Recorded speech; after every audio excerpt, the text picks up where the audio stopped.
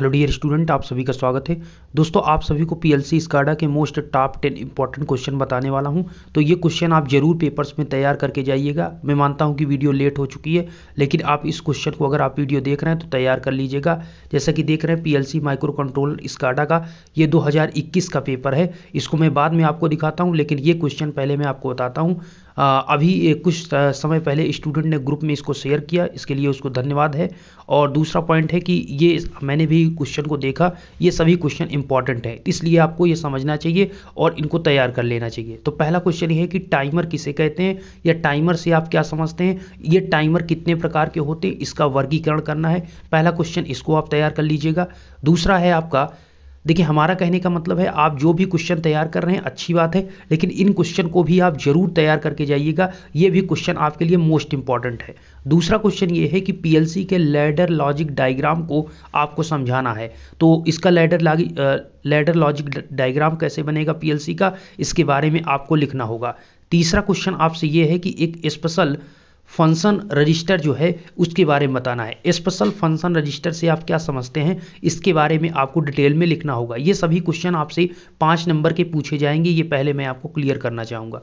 Second question, 4th number पे question है, SCADA से आप क्या समझते हैं, और स्काडा का फुल फॉर्म भी आपको पता होना चाहिए। दूसरा पॉइंट ये है कि इसका ब्लॉक डायग्राम के साथ आपको बताना होगा। तो इसका स्काडा का ब्लॉक डायग्राम, मेरा आपसे कहना यही है, किसी भी का ब्लॉक डायग्राम है अर्थात उसका चित्र है, फिगर है, जिसे आप समझ रहे हैं वो है, तो उसको आपको जरूर याद होना चाहिए कैसे दिखेगा, कैसे बनेगा, उसको आपको जरूर बनाना है, उसी से आपको अच्छे नंबर मिल पाएंगे। तो स्काडा से आप क्या समझते हैं, तो इसका ब्लॉक डायग्राम आपको देख के जाना है। पीएलसी हो, स्काडा हो, सभी को आपको ध्यान देना है।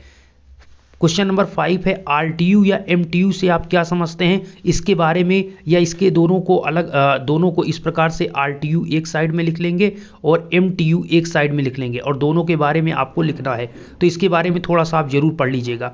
मेरा पॉइंट इतना है, अगर आपको पीएलसी अगर पूछा जाता है, पीएलसी से रिलेटेड कोई भी पूछा जाता है, अगर उससे रिलेटेड आपने पढ़ा है उस टॉपिक का, तो तुरंत आपको लिखना है, ठीक है। उसमें बहुत ज़्यादा नहीं सोचना है कि ये क्वेश्चन कैसे करना है, कैसे। अगर उस पीएलसी आपने पढ़ा है, उससे रिलेटेड कुछ भी आपको पॉइंट क्लियर हो रहे हैं और क्वेश्चन उससे रिलेटेड पूछ लिया है पीएलसी से, तो तुरंत आपको लिखना है। जब आप लिखेंगे तो धीरे धीरे आपको क्वेश्चन के जो आंसर है वो बनने लगते हैं दिमाग में, और आप पूरा आंसर लिख जाते हैं, ठीक है। और मैं कहूँगा ब्लॉक डायग्राम आप जरूर याद कर लीजिएगा, वही आपको अच्छा नंबर भी दिलाएगा। और जब ब्लॉक डायग्राम आप पेपर में बना लेते हैं तो उसके जो थ्योरी लिखना होता है वो भी आसानी से उस चित्र को, उस फिगर को देखकर आप लिख पाते हैं, ठीक है।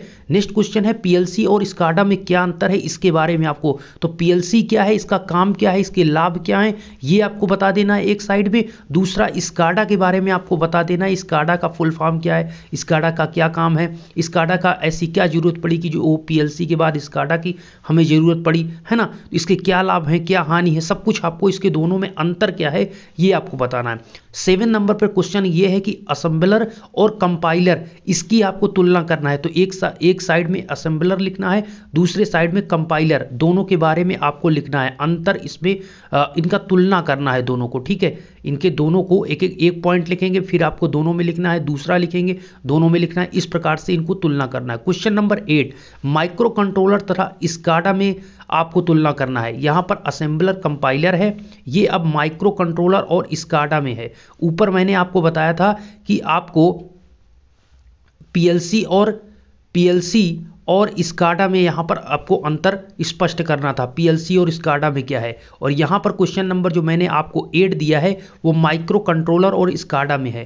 क्वेश्चन नंबर 9 और 10 मैंने अपनी तरफ से और इंक्लूड किया है, इसको ध्यान दीजिए। माइक्रो कंट्रोलर 8051 के एड्रेसिंग मोड्स के बारे में आपको बताना है।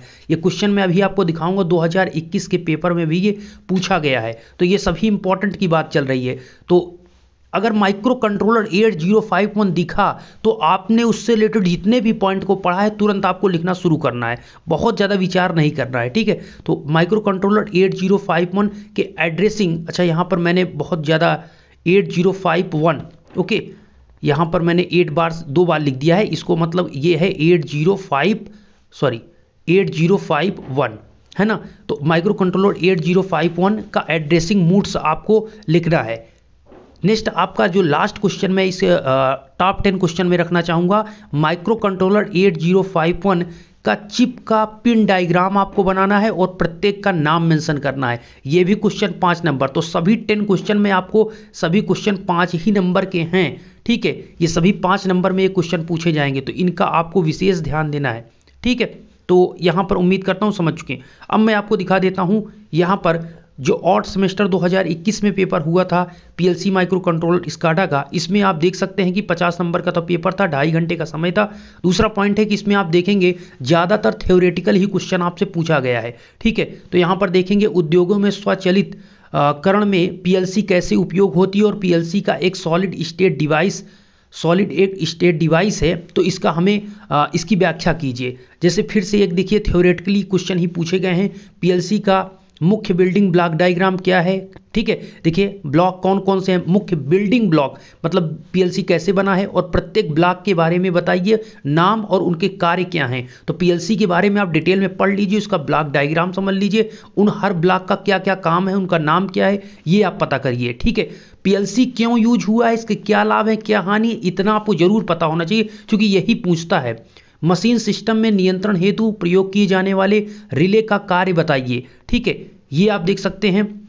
और यहाँ पर इलेक्ट्रोमैग्नेटिक रिले प्रयुक्त कंट्रोल सिस्टम की तुलना में पीएलसी आधारित कंट्रोल सिस्टम के क्या लाभ हैं। ये 2021 का पेपर है, ऐसा मैं नहीं कह रहा हूँ कि यही सब क्वेश्चन आपको ये देखने को मिलने वाले हैं। मेरा पॉइंट ये है कि आपको इसी टाइप के क्वेश्चन मिलेंगे, तो अपने जो पढ़ाई का जो तरीका है इतना ही रखिए कि हमको ऐसे सोच कर रखना है कि थ्योरेटिकली जो क्वेश्चन होंगे हमें प्रैक्टिकली सोचना है उन चीज़ को, फिर उसके हिसाब से अपने शब्दों में इनको लिख देना है, ठीक है। बिल्कुल हम कॉपी मतलब कि नोट्स को या कॉपी को बिल्कुल ऐसे सोच मतलब रट कर नहीं जाकर लिख सकते, उसको प्रैक्टिकली जब आप सोचेंगे तो बहुत अच्छे से लिख पाएंगे। तो किसी नॉर्मल पीएलसी का आर्किटेक्चर डिटेल्स में बनाइए और बेसिक डायग्राम, मतलब ये पीएलसी का आर्किटेक्चर पूछा है डिटेल्स में, ठीक है। अगर आप इसमें पीएलसी का पिन डायग्राम पूरा डिटेल में बना देंगे तब भी चल जाएगा। हमारा पॉइंट ये है कि अगर पीएलसी का नहीं जो चीज़ पूछा नहीं आ रहा है और पीएलसी से रिलेटेड आपको नॉलेज है वो, तो उसको लिख दीजिए, है ना। छोड़ने से अच्छा है कि उसके बारे में कुछ तो आप लिखेंगे।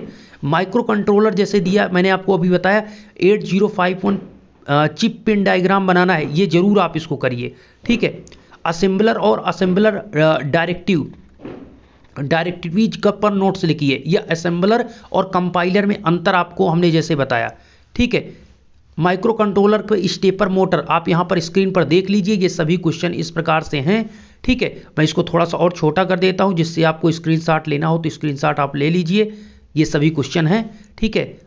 अब वीडियो बाद में देख रहे होंगे तो इसका कोई मतलब ही नहीं निकलेगा, ठीक है। आप देख लीजिए, मेरा कहने का मतलब पीएलसी का स्काडा का सबका बेसिक आपको नॉलेज होना चाहिए, और उसका मैं यही कह रहा हूँ कि बेसिक नॉलेज कर लीजिए और सभी का ब्लॉक डायग्राम पता कर लीजिए, लॉजिक डायग्राम क्या है और थोड़ा थोड़ा जो अंतर है, जैसे पीएलसी का स्काडा में क्या अंतर है, पीएलसी का माइक्रो कंट्रोलर से क्या अंतर है, स्काडा का माइक्रो कंट्रोलर से क्या अंतर है, ये सभी अंतर और जो बेसिक आपका कह सकते हैं कि प्रैक्टिकल इसका यूज कहाँ पर हो रहा है, ये ऑटोमेशन में जो इसका यूज किया जा रहा है वो कैसे हो रहा है, थोड़ा सा आप ध्यान रखेंगे तो पॉइंट वाइज आप पेपर में लिख के अच्छा कर पाएंगे। बेस्ट ऑफ लक दोस्तों, आप कोशिश करें कि अपनी तरफ से पूरा 100% दें पेपर को, मतलब जब आप ज़्यादा अपना 100% देंगे तो पास होने से आपको कोई नहीं रोक पाएगा। मैं कहूँगा अपना 100% लास्ट टाइम तक दें, ठीक है। पेपर्स में पूरी कोशिश करें अपने से लिखने की, ब्लॉक डायग्राम जरूर बनाइएगा, ये आपसे मेरा रिक्वेस्ट है। Thank you so much, next video मिलते हैं। बस यही कहूँगा,